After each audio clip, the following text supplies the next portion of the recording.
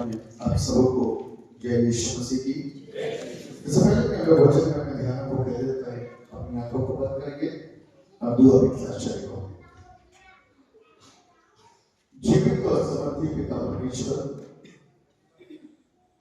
सबसे ऊंचे पे विराजमान और प्रार्थना को सुन करके हमारे पद में आ जाने वाले हमारे जिंदा जलाली परमेश्वर, हम आपकी हम और आपकी सताइश और आपका स्वागत अपने पद में करते हैं, क्योंकि प्रभु हम आपको अपने दिलो जान से पुकारते हैं और चाहते हैं कि प्रभु आप हमारे पद में रहें, ताकि हम आपके रहने के द्वारा अपनी जिंदगी के अंदर उस सुख के अनुभूति को प्रभु प्राप्त करने पाए। आप दयावान हैं, अपनी उपस्थिति हमारे पद में दे करके हमारी जिंदगियों के ऊपर अपनी दया को करिए, ताकि मेरा पिता जो अपनी जिंदगी के अंदर मनों में फैसलों को लेते हैं, वो सकारात्मक फैसले जो आपके साथ चलने के लिए हैं, उसको लेने के लिए प्रभु और उसे पूरा करने के लिए हमें आपकी दया की जरूरत है। अपनी करुणा हम सबों के ऊपर बनाइए, हम सबको अपनी बड़ी आशीष देकर के सुरक्षित कीजिए। यीशु मसीह के नाम से दुआ मांगते हैं, जैसे सुने और कबूल करें। आमीन। जब आप अपने साथ पर प्रभु यीशु के जीवित समर्थी जलाली नाम में आप सबों को जय यीशु मसीह की। परमेश्वर धन्यवाद देते हैं। नववर्ष का 5वां दिन आप लोगों को बहुत बहुत मुबारक हो। और आज के दिन के लिए परमेश्वर ने जो मेरी और आपकी जिंदगी के आत्मिक खुराक रखी है, उस खुराक को पा करके आत्मिक रूप से तंदुरुस्त हो जाए, ताकि जब हम इस संसार में आगे बढ़ते हैं और ये संसार का सरदार हमारी जिंदगी के ऊपर अपने असर को बनाने की कोशिश करता है, हमारी आत्मिक जिंदगी को गिराने और उलझाने की कोशिश करता है, उस वक्त में यही का इस समय जो हमने अपने वक्त को प्रभु के साथ व्यतीत किया है और जो सामर्थ और जो बल प्राप्त करा है, उस सामर्थ के द्वारा हम सुरक्षित किए जा सके और उसके वचन के द्वारा हम उस अंधकार की शक्तियों से लड़ करके उसके ऊपर विजय हासिल कर सके। ये मेरे और आपके लिए बहुत जरूरी है, क्योंकि भाग खाने वाले भेड़ी के समान वो चौकस रहता है कि किसी को भी और किसी की कमजोरियों को देख करके उसके ऊपर झपट्टा मारे, ताकि वो उसको जिंदगी के दाता परमेश्वर के पुत्र के साथ संबंध में जोड़ने ना दे और हमको और आपको उसकी संतान बनने के लिए वो जो प्रभु का प्रेम है उसमें हमको आगे आने ना दे। इसलिए मुझको और आपको अपने परमेश्वर से यहाँ पर जब आज हम इबादत में बैठे हैं, उस अंधकार की शक्ति से लड़ने के जो बल मिल रहा है उसको ध्यानपूर्वक सुने और उसको ध्यानपूर्वक समझने की कोशिश करें। आज इस विषय के ऊपर हम लोग वर्णन कर रहे हैं, ये भी बड़ा प्रमुख विषय है और इसको भी मैं अपनी इस प्रार्थना में बोल गया हूँ। वो है we are share in the sonship of Christ. हम मसीह के पुत्रत्व में हिस्सेदार और साझेदार हैं। मसीह के साथ, यीशु के साथ, पुत्र के साथ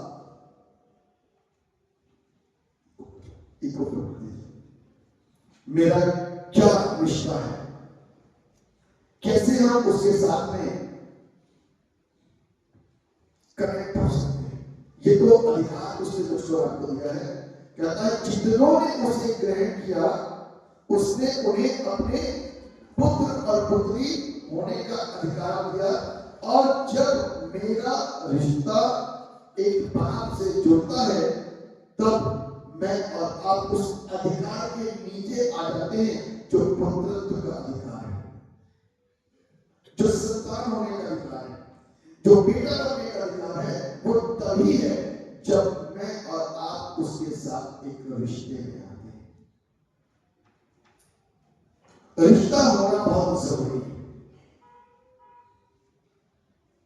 मेरे साथ निकाल लीजिए यूहन्ना रचित सुसमाचार उसका पहला अध्याय और उसके 9 पद से आपने पढ़ा होगा।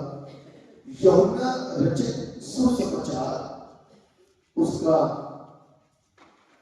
पहला अध्याय और उसके 9 पद से कोई एक जोर से बोल सकता है। सच्ची ज्योति जो हर एक मनुष्य को प्रकाशित करती है जगत में आने वाली थी। आने वाली थी। कौन आने वाली थी? यीशु मसीह का नाम में लिखा है। यीशु मसीह की पहचान ही ज्योति से होती है। इसलिए कई बार लोग कहते हैं कि आपको कैंडल क्यों चर्च दिलाते हैं, क्योंकि हम ज्योति को प्रस्तुत कर रहे होते हैं। आमीन। क्योंकि हम सच्चे परमेश्वर को यहाँ मूर्ति पूजा नहीं कर रहे हैं, हम उस सत्य ज्योति को जब समझेंगे तो समझा पाएंगे। हम उस सत्य ज्योति को प्रकट कर रहे हैं, प्रस्तुत कर रहे हैं कि वो ज्योति है। जिस प्रकार से एक अंधकार के अंदर जब ज्योति आती है तो अंधकार भरी जिंदगी के अंदर या अंधकार भरे एरिया में एक देश की वजह से, उस रोशनी की वजह से, उस ज्योति की वजह से हमको कुछ दिखना शुरू हो जाता है। ठीक उसी प्रकार की ये वो चीज है, ये वो सिंबल है कि यीशु जब मेरे आपकी पाप भरी जिंदगी के अंदर आया और उसने कलाम के द्वारा मुझको आईना दिखाया तो मुझको पता चल गया कि मैं पाप में डूबा हुआ था। पाप में था नहीं, पाप में डूबा हुआ था, उसके अंदर था, लेकिन उसने मुझको खींच करके बाहर निकाला और उसकी रहमत और उसकी दया के वसीले से हम बच सके। ये उसकी करुणा है। इसलिए खुदा के कलाम में लिखा हुआ है कि सच्ची ज्योति जो हर एक मनुष्य को, एक को नहीं, क्रिश्चियन को नहीं, व्यक्तिगत को नहीं, हर एक मनुष्य को प्रकाशित करती है, जगत में आने वाली थी। वो जगत में था और जगत उसके द्वारा उत्पन्न हुआ और जगत ने उसे नहीं पहचाना। लिखा हुआ है कि वो जगत में था। ये उस क्रिएशन के समय की बातचीत हो रही है, जब सृष्टि हुई, जब सारी चीजों का निर्माण हुआ, जब सारी चीजें अस्तित्व में आई, उस समय की बातचीत हो रही है। इसलिए कहता है कि वो जगत में था और जगत उसके द्वारा उत्पन्न हुआ। जगत किसके द्वारा उत्पन्न हुआ? यीशु मसीह के द्वारा। बाइबल कहती है जब परमेश्वर के मुख से जो निकला था वो वचन था। जो निकल रहा था वो होगा कि ऐसा होगा, ऐसा होगा, ऐसा होगा। तो जो निकल रहा था वो वचन था। और ये वो वचन, वो सामर्थ थी जो बोलता गया वो होता गया, बगैर उसके कोई भी चीज रचित नहीं हुई। इसी चीज को यहाँ पर बताया जा रहा है और सिखाया जा रहा है और कहा जा रहा है वो जगत में था और जगत उसके द्वारा उत्पन्न हुआ और जगत ने उसे नहीं पहचाना।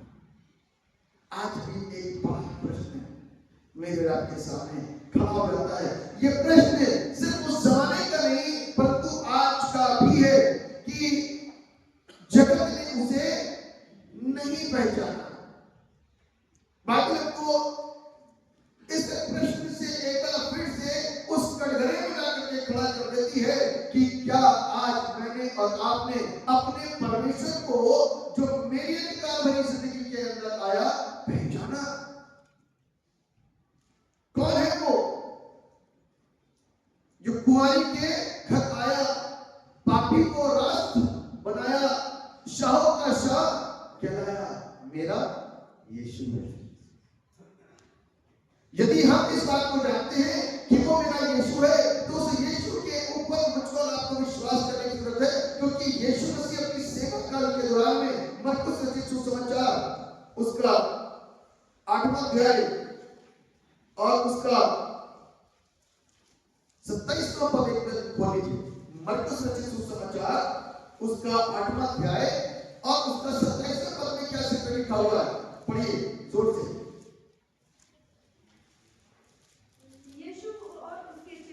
हाँ। के गांव में चले गए। हाँ। और मार्ग में उसने अपने चेलों से पूछा। फिर धीरे से पढ़िएगा। मार्ग में उसने अपने चेलों से पूछा कि लोग मुझे क्या कहते हैं? लोग मुझे क्या कहते हैं? ये प्रश्न है कि लोग मुझे क्या कहते हैं, आइए लिखा हुआ में उन्होंने उत्तर दिया कि यूहन्ना बपतिस्मा देने वाला, हाँ पर कोई एलिया, हाँ और कोई भविष्यवक्ताओं में से एक भी कहते हैं। बस ये लोग कह रहे हैं, पूछा कि लोग मुझे क्या कहते हैं, ये प्रभु उनके बीच में, प्रभु उनके साथ में, प्रभु उनके मन में रह करके काम कर रहा है। और आज प्रभु ने इत्तेफाक से अपने चेलों के साथ घूमते हुए प्रश्न कर लिया, लोग मुझे क्या कहते हैं। वो एक छोटा सा सर्वे कर रहा है अपने शिष्यों से, क्योंकि वो भीड़ में रहते हैं, पब्लिक में रहते हैं, लोगों के बीच में रहते हैं, कहीं ना कहीं कुछ ना कुछ बात होती होगी, क्या कहते हैं लोग मेरे बारे में, लोग मुझे क्या कहते हैं। तो कहता है कोई मुझे क्या कहता है, यूहन्ना बपतिस्मा दाता, कोई मुझे एलिया नबी कहता है, कोई कहता है नबियों में से कोई एक तो बड़ा नबी है। चलो ये तो संसार के लोगों की बात हो, तुम तो मेरे साथ में रहते हो। तब लिखा हुआ है 29वें पद, उसने उनसे पूछा तुम मुझे क्या कहते हो। तब इस पर पतरस बोल गया। कौन बोला? पतरस। लिखा पतरस ने उसको उत्तर दिया, तू मसीह है। आमीन, तू मसीह है। तब उसने उन्हें चिता कर कहा, मेरे विषय में यह किसी से ना कहना। यदि इसका जिक्र लूका 9 अध्याय और उसके 18 पद से 21 पद तक में देखेंगे तो वहां पर देखते हैं यीशु मसीह इस बात को पतरस से कहते हैं कि ये बातें मेरे पिता ने तुझ पर प्रकट की है। आमीन। बस थोड़ी सी रिश्तेदारी इतनी दूरी से करीब आ रही है तो पता चलना शुरू हो जाएगा कि वो कौन है। आमीन। पता चलना शुरू हो जाएगा कि वो कौन है। जब पता चलना शुरू हो जाएगा तो नजदीकियां और बात हो जाएगी, क्योंकि उस वक्त में आपको एक और बेनिफिट मिलेगा। वो बेनिफिट किसी और चीज का नहीं, वो पवित्र आत्मा का बेनिफिट। पहले शरीर को आगे लेकर जाना है, फिर मांग करनी है। इस प्रकार से कुछ मांगना है, इस प्रकार से कुछ प्रार्थना करनी। शिष्यों ने तो कुछ प्रार्थना ऐसे नहीं मांगी क्योंकि उनके सामने कोई उदाहरण नहीं था, लेकिन मैं और आप इस तरीके की प्रार्थना कर सकते हैं क्योंकि मेरे और आपके पास तो उदाहरण है। हम कह सकते हैं कि परमेश्वर हम भी तेरे शिष्यों के समान है, हम भी तेरे लोगों के समान है, हम भी तेरे मानने वालों के समान है।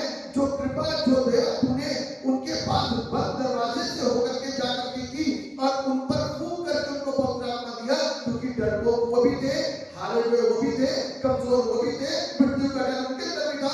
प्रभु जो आनंद, जो उजाला, जो तेज, जो प्रकाशन, जो सत्यता उनके अंदर आई, जो जो डर उनके अंदर से खत्म हुआ, प्रभु वो अपने पवित्र आत्मा को दे करके मेरे अंदर से भी वो भय को दूर कर दे, ताकि मैं एक आनंद और एक विश्वास, एक ईमानदार जीवन जी सकूं और जग के तमाम लोगों के बीच में जाकर के तेरी सच्ची पहचान दे सकूं।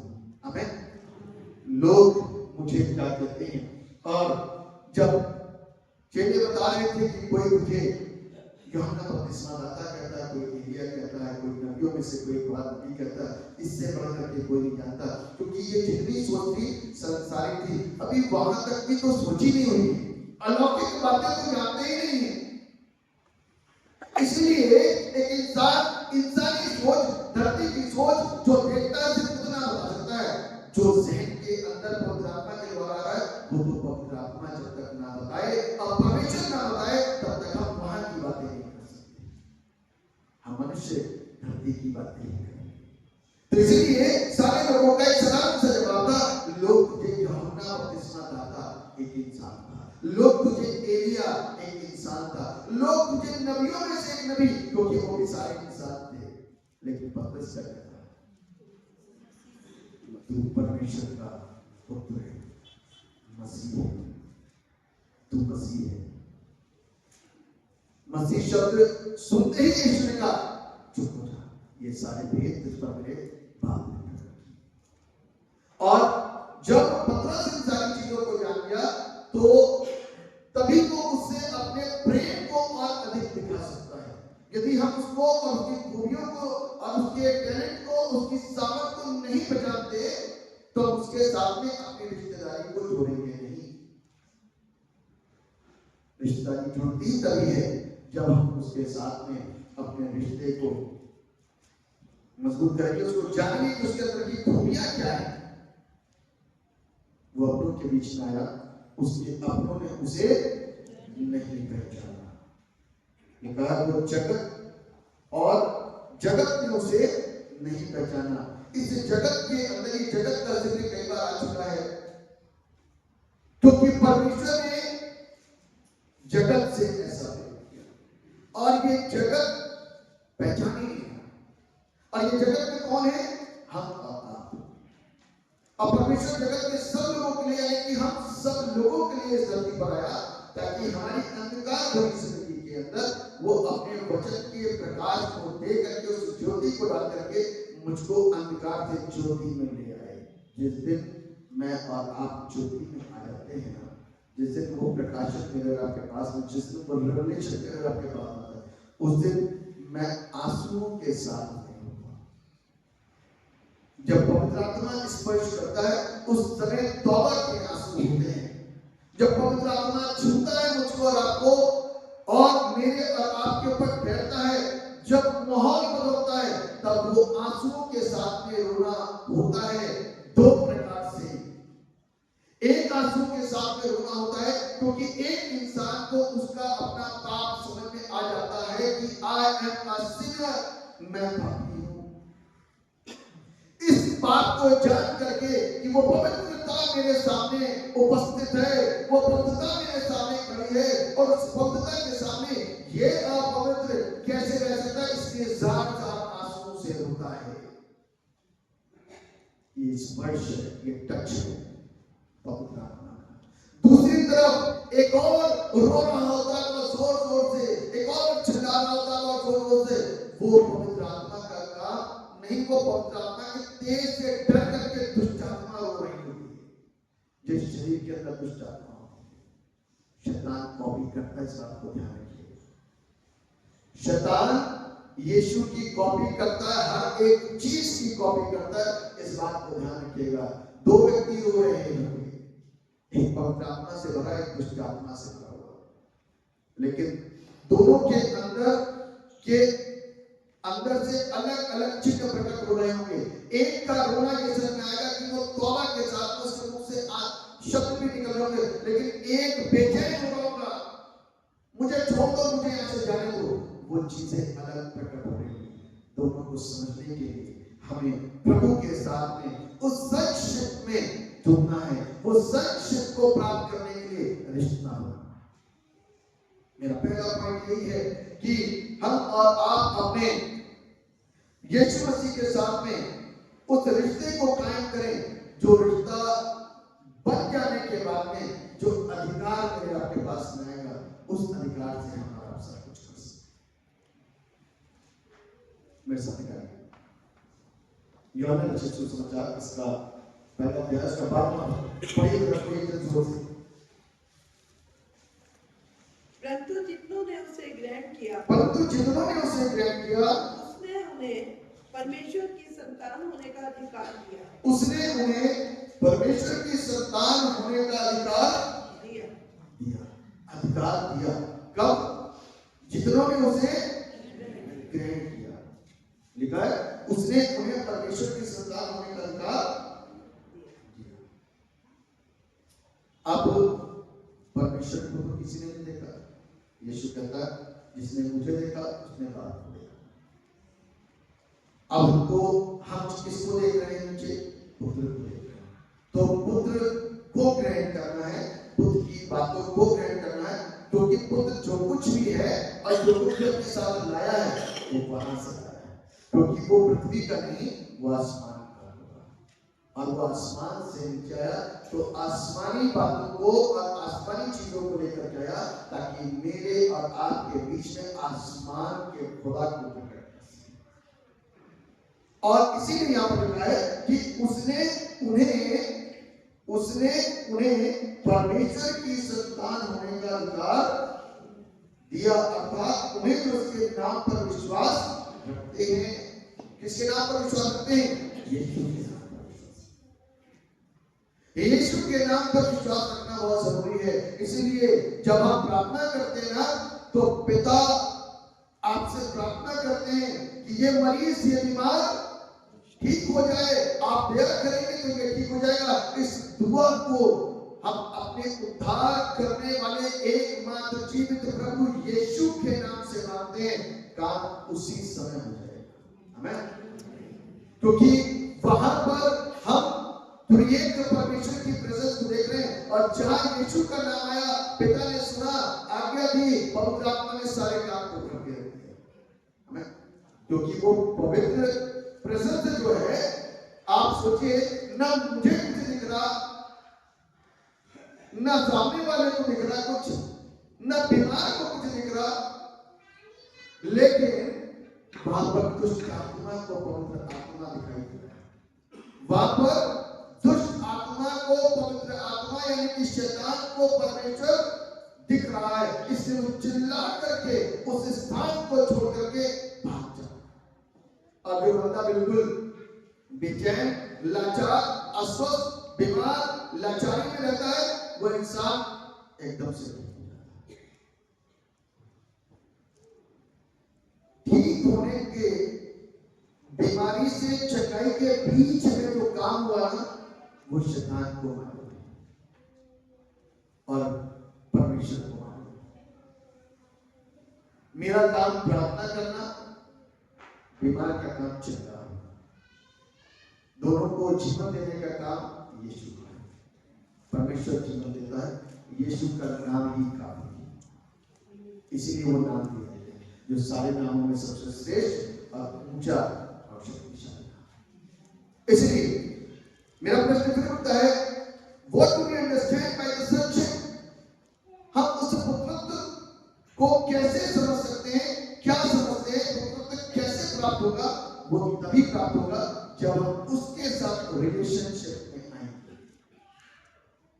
उसके साथ जब हम एक रिश्ते में आएंगे, तब वो अधिकार मेरे लिए होगा और तब मैं उसका पुत्र कहलाऊंगा। ये एक सीक्वेंस है।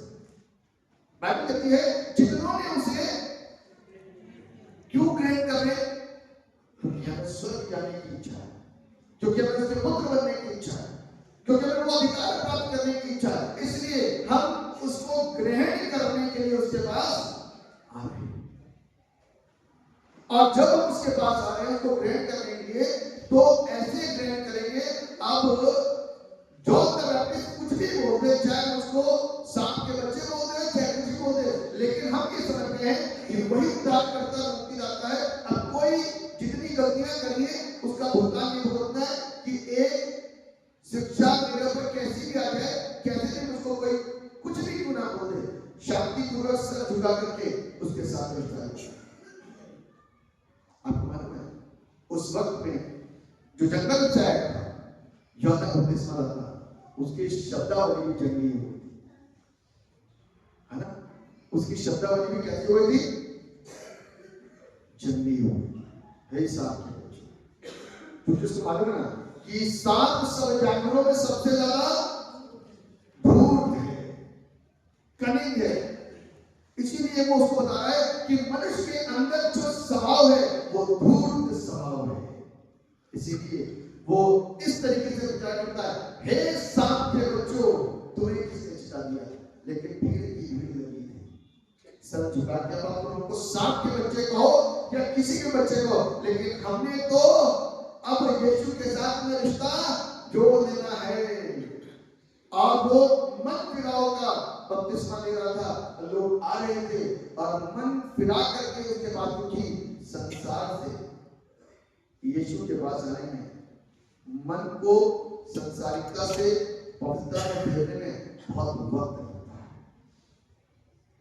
समर्पण करने में वक्त लगता है। सबसे पहली बात कि मेरे दिमाग में सेट हो गए कि हम सही फैसला लेंगे।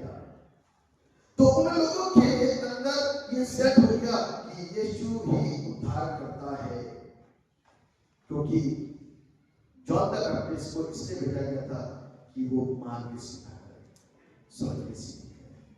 मार्ग जो है ना, बाइबल कहती है मार्ग, सत्य और जीवन नहीं, लेकिन उन लोगों के पास यीशु वाला मार्ग नहीं था, संसार के सरदार का मार्ग था, जिसको कहते हैं पापी मार्ग पर जीवन जीना और चलना। अब उस मार्ग को सीधा करने के लिए जॉन द बैप्टिस्ट वहां पर आया हुआ था और सटीक शिक्षा को देकर के उनके मार्ग को बता रहा है कि तुम गलत मार्ग पे हो, यीशु के मार्ग को अपनाओ जो सत्य का मार्ग है। जब तुम इस मार्ग पर चलोगे तो तुम्हारी जिंदगियों के अंदर परिवर्तन चेंज आएगा, क्योंकि तुम जो काम कर रहे हो इससे तुम परमेश्वर के राज्य को प्राप्त नहीं करोगे। चाहत तो अंदर रखिए कि बात करते हुए स्वर्ग पहुंचे, ऐसा संभव फेल होकर के अगली कक्षा में पहुंचना असंभव है। ठीक उसी प्रकार से बात करते हुए परमेश्वर के राज्य में प्रवेश करना असंभव है। इसलिए तुमको इस बात के मार्ग को छोड़ करके इस सत्य के मार्ग को स्वीकार करना है और सत्य के मार्ग की बातें चिल्ला चिल्ला करके वो बोलना। आगे कहती है, गला खोल कर दूंगा, कुछ भी ना छोड़, नरसिंगे का सब ऊंचे शब्द कर और मेरी प्रजा इस्राएल को उसका गुनाह उसका पाप जता दे और बता दे। ऐसे ही हुआ और लोगों के जीवन के अंदर परिवर्तन आने शुरू हुए और लोगों ने फैसले लिए, मन फिराया और असत्य से सत्य की ओर चल पड़े। और जबकि दूर खड़ा हुआ जॉन द बैप्टिस्ट बोल रहा है, मेरी बातें करते, पब्लिक बातें करते, उन गुनहगारों बातें करते, बेसाब के बच्चों, लेकिन वो जो भी संसारिकता में अपने जीवन को जी रहे थे, घमंड में अपने जीवन को जी रहे थे, बुराइयों में अपने जीवन को जी रहे थे, लालसाओं में, नशों में, वासनाओं में अपनी जिंदगी को जी रहे थे। आज उनके जीवन के अंदर एक बड़ा चेंज आया और उनके मन परिवर्तित हो गए और आज वो यीशु से उस जिंदगी को लेने के लिए खड़े हैं और वो परमेश्वर के साथ अपने रिश्ते को जोड़ने के लिए खड़े, उसकी संतान बनना चाहते हैं, उस अधिकार को लेना चाहते हैं। संक्षिप्त ये कि जब मैं और आप उसके साथ अपने रिश्ते को जोड़ेंगे, जब मेरा रिश्ता जितनों ने उसे ग्रहण करा उसने उन्हें परमेश्वर की संतान होने का अधिकार दिया। जब ग्रहण करा तो ग्रहण करने के लिए बाइबल कहती है, मुंह से अंगीकार और मन से विश्वास। मुंह से अंगीकार और मन से विश्वास करना बहुत जरूरी होता है। और जब ऐसा होना शुरू हुआ धीरे धीरे धीरे धीरे धीरे, तो क्या हुआ? आज कितनी संतानें बन गई। यीशु, हम उसके पुत्रत्व में शामिल हो चुके हैं, हम उसकी संतानें बन चुके हैं, हम उस अधिकार के नीचे आ गए हैं। जो काम मेरा यीशु किया करता था वही चीज प्रभु ने मुझको और अपने चेलों को दी, ताकि तुम भी वही काम करो, ताकि तुम अपने पिता के गुणों को प्रकट कर सको, ताकि तुम अपने पिता के गुणों को प्रकट कर सको। इसीलिए वो रिलेशनशिप हमारे पिता के साथ में, परमेश्वर के साथ में बहुत जरूरी है। जब वो रिश्ता बन जाता है मेरे प्रियो, तब वो अथॉरिटी, वो अधिकार मेरे और आपके पास में आता है। और जब वो अधिकार मेरे और आपके पास में आता है मेरे प्रियो, तो मैं अपने बाप से और अधिक प्यार करता हूं। आपने देखा होगा एलिया, एलीशा जो अधिकार को भी लिए हुए थे, और एलीशा को जब उसने ग्रहण किया एलिया को, तो बाइबल में बात बताती है एलीशा अपनी 12 जोड़ी बैल लेकर के आगे हल जोत रहा और छोटी सी बात करी मेरे पीछे बोले, और वो सब कुछ छोड़ करके अपना बिजनेस सब कुछ कहता है अपने माँ बाप गया, और जो उसका बिजनेस था उस बिजनेस को उसने जलाया। मतलब जो उसके बैल थे, जो भी उसका लकड़ी का सामान था, उसको जला करके उसी में खाना पका करके बाप के साथ एक संगति करके निकल पड़ा एलिया के पीछे। और एलिया के द्वारा वो परमेश्वर को देख रहा है एक रिश्ते को द्वारा एलिया के माध्यम से। जब रिश्ता हुआ तो अधिकार मिला। तब जब वो परमेश्वर से अपने पिता से बातें किया करता था अकेले अकेले, तो उसमें वो अधिक सामर्थ को प्राप्त किया करता था। और बाइबल बताती है कि लोग आए और वो लोगों के लिए प्रार्थना किया करता था, लोग जीवन पाते थे। और उसके अलावा नामान भी आया, अंदर रहकर के उसने प्रार्थना करी, उसने भी जीवन पाया। तो क्या नहीं करती है कि परमेश्वर के साथ जो हमारा प्यार और अधिक उस रिश्ते के बाद में बढ़ता है। छोटा सा उदाहरण, किसी नई जगह आप जाए, किसी नई जगह आप जॉब के लिए जाए, कोई बहुत लोग मिलेंगे, अभी सब बाहर से देख रहे हैं, आपके साथ अच्छा पेश आ रहे हैं और आप उनके साथ अच्छे तरीके से पेश आ रहे हैं और धीरे धीरे धीरे धीरे रहते आप उस समझोगे तो आप हो सकते और करते करते करते करते एक रिलेशन बिल्ड होगा, एक रिश्ता बनेगा और जब 2-3 साल हो जाएंगे तब आपको ये पता चलेगा कि एक्चुअल में सही कौन है और गलत कौन है, तब पता चलेगा और उसके बाद जो सही होगा आप उसके साथ अपने रिश्ते को और मजबूत करने की कोशिश करोगे, क्योंकि इंसान शुरुआत में डर करके जाता है और चेक करता है सही कौन है, लेकिन मेरे प्रियो अपने परमेश्वर के साथ में डर करके नहीं जाना, सीधे चले जाओ, वही एकमात्र सही है, वही एकमात्र सही है, वो सही है। और हम इन्हीं बातों में, क्योंकि हम संसारिक हैं, कमजोर हैं, मनुष्य हैं, हम गड़बड़ हो सकते हैं और हैं भी, लेकिन उस सही के पास जाकर उससे इसी प्रकार से कुछ प्रार्थना याचना करें कि पिता हम कमजोर मनुष्य हैं, मुझ पर अपने चेलों जैसी दया बना दे ताकि हम आशीषित हो सकें, तब वो दया उसकी मेरी और आपकी जिंदगी में आ सके। दूसरी बात, पहली बात थी कि हम संक्षेप के कैसे क्या समझते हैं कि ये पुत्रत्व क्या है। दूसरी बात कि जब हम उस पुत्रत्व को जान जाते हैं तो हमें करना क्या है। सबसे मुख्य चीज उसकी पहली पॉइंट वो ये है कि हम जिस तरीके से स्वीकारे गए हैं वो स्वीकार करना लोगों के बीच में जाकर के सीखना। हम पर जो दया हुई है उस दया को जाकर के दूसरों के बीच में, पब्लिक के बीच में जाकर के प्रचार करें, क्योंकि बहुत जरूरी है। अमूमन के यहाँ से बोलते हुए बहुत अच्छा लग रहा है, लेकिन जब पब्लिक के बीच में जाते हैं ना तो बहुत लोगों के लिए बड़ा बोरिंग हो सकता है। कहाँ समय बर्बाद करने आ रहे, ढंग से बात करना नहीं आता, पढ़ाई लिखे अपना समय वेस्ट कर रहे हैं। हम बोलते जा रहे हैं सालों से, लेकिन इनके समझ ही नहीं आ रहा। लेकिन ध्यान रखिए, मुझको और आपको सिर्फ अपने काम को करना, बचाने वाला वो है। वो हम नहीं कर सकते, अपनी ताकत और अपनी शक्ति से नहीं कर सकते। हम सिर्फ बोल सकते हैं और प्रार्थना कर सकते हैं अपने घर में बैठ करके और बोल सकते हैं, और वो जीवनों को बदलने वाला परमेश्वर रिजल्ट जरूर आते हैं। ध्यान रखिए, मैं इस बात बता रहा हूँ, रिजल्ट जरूर आते हैं। आपने जो बोया है ना वो उस समय के बाद फल जरूर लेकर के आएगा, अंकुरित जरूर होगा, फूलेगा जरूर, फूटेगा जरूर, काम जरूर होगा। आप अपनी तरफ से कोशिश करें, मैं अपनी तरफ से कोशिश करूं। तो ये जो चीजें हमने और आपने उससे प्राप्त करी उसको दूसरों के बीच में रखना। दूसरा पॉइंट, क्षमा करना और क्षमा सिखाना बड़ा महत्वपूर्ण पार्ट है ना। क्षमा करना और क्षमा सिखाना, क्योंकि ये एक ऐसा पॉइंट है जिसमें 95% फेलियर है। क्षमा करना और क्षमा सिखाना, क्योंकि हम क्षमा नहीं कर पाते और ना क्षमा फिर सिखा भी पाएंगे कि कैसे प्रभु ने मेरे और आपके कलवरी क्रूस के ऊपर खड़े होकर के लटकी हुई अवस्था में, जबकि दुनिया की सारी आज्ञाएं उसके ऊपर थी मेरे गुनाहों के चलते, लेकिन वहां पर लटके हुए प्रभु यीशु से कहता है बाप इन्हें क्षमा कर क्योंकि ये नहीं जानते। वो सिर्फ मजाक नहीं कर रहा था, वो अपने पिता से एक सच्ची प्लीज, एक सच्ची याचना कर रहा था, ऐ बाप इन्हें माफ कर क्योंकि ये नहीं जानते कि क्या कर रहे हैं। क्या वो मजाक कर रहा था? तो हम भी मजाक कर सकते हैं, क्योंकि बाइबल हमें साफ बताती है कुरिन्थियों 1:18 के अंदर, क्रूस की कतार ना छोड़ने वालों के लिए मूर्खता, लेकिन विश्वास करने वालों के लिए परमेश्वर की सामर्थ है।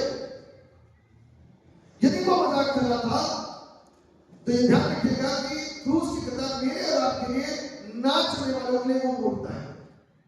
यदि वो मजाक नहीं कर रहा था, यदि वो सत्य था और सही में लोगों को क्षमा कर रहा था, तो ये ध्यान रखिए कि हम विश्वास करने वाले लोगों को उसके गुणों को, उसके स्वभाव को, उसके अर्थों को, उसके शब्दों को अपने जीवन के अंदर ग्रहण करेंगे।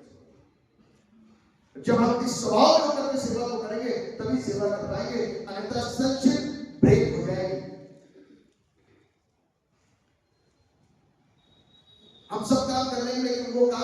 हो जाएगा। इसलिए मुझको और आपको इस सेवकाई को करने की जरूरत है। मैं आपको बता भी चुका हूं, यदि नहीं बताया तो उसकी पुनरावृत्ति भी आपके साथ में कर दूंगा कि आपको मालूम होगा प्रभु के एक बड़े दास बिली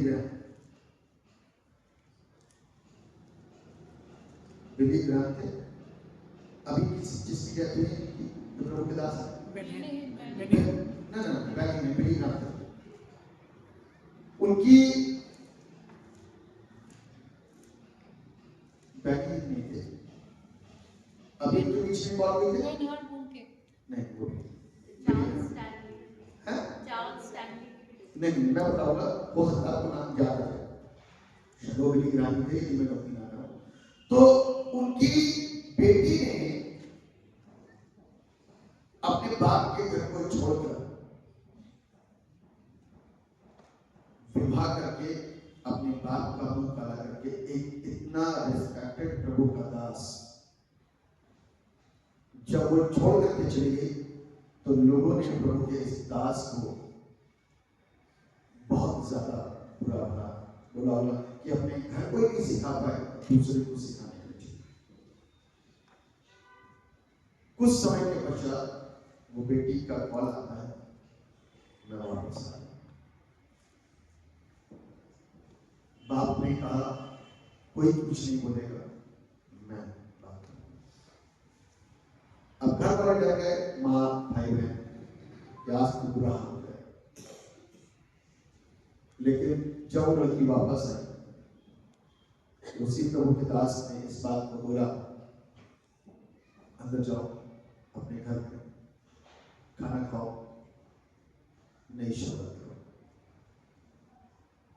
इन शब्दों के साथ, क्षमा के शब्दों के साथ में उसने अपनी बेटी को उसके रूम पर भेज दिया और रूम में चली गई। जब प्रभु के दास की मृत्यु हो गई तब उसकी बेटी ने इस गवाही को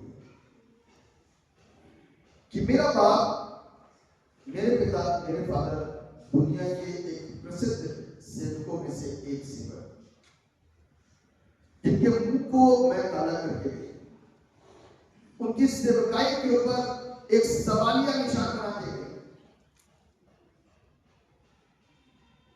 और उन्होंने मुझे एक शब्द मेरे लौटने पर नहीं बोला, ना मुझे मारा, ना मुझे कुछ बुरा बुरा कहा। उन्होंने मुझको क्षमा करके मुझको कमरे में भेज दिया। मैं इस बात को सोच पा रही हूं कि जब एक संसार का पिता ऐसा है तो जिन पर मेरा पिता विश्वास करता है वो कैसा भरोसा है। यानी कि क्षमा कितनी इंपॉर्टेंट है और ये हमारे मनों के अंदर बनी रहती है। हम लोग क्षमा कर सालों है ना, लकीर की देते हैं, नहीं अब दोबारा नहीं मिलेगी, दोबारा ये मित्रता, दोबारा ये रिश्ता नहीं है। हमारी तरफ से क्षमा करना हमारे जहन से बाहर चला जाता है और बाइबल कहती है ये एक महत्वपूर्ण पाठ है सेवकाई का, जिसे होना बहुत जरूरी है। अंतिम बात, जब ये सारी चीजें हो जाती हैं मेरे प्रियो, तब पवित्र आत्मा की सील, उसकी मोहर मेरे घर के पास और वो उद्धार धरती पर मेरे लिए हो जाता है और स्वर्ग का दरवाजा अनंत जीवन के लिए, इटर्नल लाइफ के लिए खुल जाता है। आज मैं और आप उन गहराइयों में यदि आ गए हैं तो बहुत अच्छी बात है, और यदि उन गहराइयों में नहीं आए हैं और चाहते हैं उस संक्षिप्त में आना तो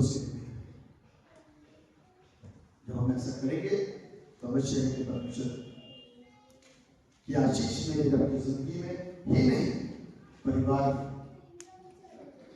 कुंभों में, खानदान तक और श्राप टूटेंगे, बंधन मिटेंगे। क्यों? सिर्फ एक की समर्पण की वजह से, सिर्फ एक बंदे के द्वारा। यदि आज हम ऐसा कर पाए परमेश्वर को प्रसन्न कर सकते हैं, परमेश्वर को प्रसन्न कर सकते हैं। तो इसलिए इस सेवकाई में आगे बढ़ने के लिए हम प्रयासरत हैं। 9 वर्ष में प्रवेश कर चुके हैं और 9 वर्ष के अंदर अपने अंदर की नई धारणाओं को, नई सोचों को, नए विचारों को रखें, ताकि हम परमेश्वर को अपने जीवन से खुश करें, अपने आप को नहीं और दूसरों को नहीं। क्योंकि परमेश्वर ने दूसरों के लिए सोचा, परमेश्वर के लोगों ने दूसरों के लिए सोचा, अपने लिए सोचा। इसलिए आज भी हम प्रभु के लोग हैं तो दूसरों के लिए सोचना शुरू करें। परमेश्वर इस वचन के द्वारा सबको आशीष दें। जीवित और समर्पित पिता परमेश्वर, राजाओं के राजा, प्रभु के प्रभु, हम आपको धन्यवाद देते हैं अपनी तमाम आशीषों बरकतों के लिए जो आपने सब आप महान हैं, दयावान हैं, अपने लोगों के संग और साथ रहने वाले, चलने वाले परमेश्वर हैं और उनकी अगुवाई करने वाले परमेश्वर। आपसे विनती है, आपसे प्रार्थना है कि आप अपनी दया